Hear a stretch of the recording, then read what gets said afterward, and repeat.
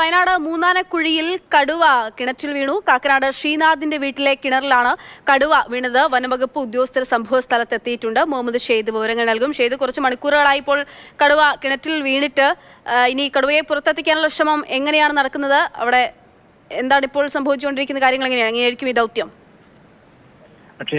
കടുവയെ സുരക്ഷിതമായി പുറത്തെത്തിക്കാനുള്ള ശ്രമങ്ങൾ പുരോഗമിക്കുകയാണ്. ഏറ്റവും പ്രധാനമായും മയക്കുവെടി വെക്കാനുള്ള ഒരുക്കങ്ങൾ ഇപ്പോൾ തുടങ്ങിക്കഴിഞ്ഞിട്ടുണ്ട്. വെറ്റിനറി ഡോക്ടർ അജേഷ് മോഹൻദാസിന്റെ നേതൃത്വത്തിലുള്ള സംഘമാണ് ഇതിനുള്ള ശ്രമം നടത്തുന്നത്. അതിന് മുന്നോടിയായി മയക്കുവെടി കൊള്ളുന്ന സമയത്ത് കടുവ കിണറ്റിലേക്ക് വെള്ളത്തിലേക്ക് വീണു പോകാതിരിക്കാനായി അടിയിൽ പലക വെച്ച് അത് സുരക്ഷിതമാക്കിയിട്ടുണ്ട്. വനംവകുപ്പ് ഉദ്യോഗസ്ഥരെല്ലാം അവിടെ നിൽക്കുന്നുണ്ട്. മൈക്രോവേവ് വെച്ച ശേഷം നെറ്റിൽ വലയിൽ കുടുക്കി അങ്ങനെ പുറത്തെടുച്ച് കൊണ്ടുപോകാനാണ് ഇപ്പോൾ ശ്രമം നടക്കുന്നത്. അതിനായുള്ള കൂടും വഹിച്ചുകൊണ്ടുള്ള വാഹനം ഇവിടെ എത്തിയിട്ടുണ്ട്. ഇന്ന് രാവിലെയാണ് ഈ കടുവയെ വെള്ളത്തിൽ ഈ കിണറ്റിൽ വീണ നിലയിൽ കണ്ടത്. രസം നാട്ടുകാർ പറഞ്ഞതനുസരിച്ച് ഇന്നലെ രാത്രിയോടുകൂടി തന്നെ കടുവ കിണറ്റിൽ അകപ്പെട്ട സ്ഥിതിയുണ്ട്.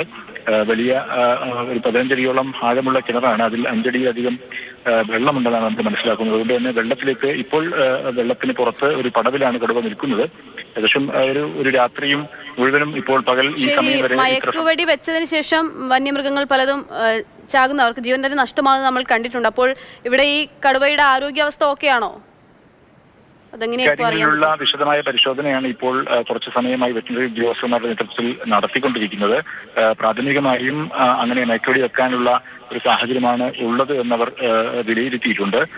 അതേസമയം അത് മയക്കുവെടി വെച്ച ശേഷം നേരത്തെ ഒരു കരടി അപകടത്തിൽപ്പെടുന്ന സാഹചര്യം ഉണ്ടായിരുന്നു. വെള്ളത്തിൽ മയക്കുവെടി വെച്ചതിന് ശേഷം വെള്ളത്തിൽ വീണ് അതിന് മുങ്ങി മരിക്കുന്ന സാഹചര്യം ഉണ്ടായിരുന്നു. അത്തരം സാഹചര്യം ഒഴിവാക്കാൻ വേണ്ടിയാണ് അതിന് മയക്കുവെടി വെച്ച ശേഷവും അതിനെ സുരക്ഷിതമാക്കാൻ വേണ്ടിയുള്ള ശ്രമമാണ് ഇപ്പോൾ നടക്കുന്നത്.